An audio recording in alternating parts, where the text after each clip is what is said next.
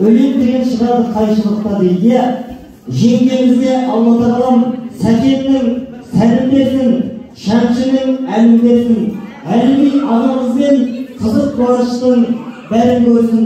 Осы айтқан тілегімді көктегі жаратқанның өзі қабыл өстіріп рөхметіне қояйықшы. Егер ол ағамызбен жеңгеміз бағалап беріп бізге жаратып қойып жатыр, қазақта сыйға сый, сыраға бал дейді. Аға, әмінді арта берсін ырысыңыз, шашқаулықтарды көтере берсін. Бүгінгідей дос-жаран ағайын мен туысыңыз.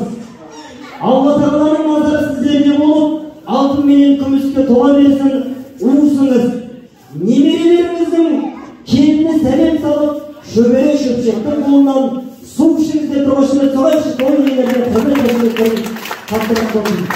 Алыңдарда қағайын бүгінгі мінекей мұны ойларыңызға бас болып келіп жатырмыз.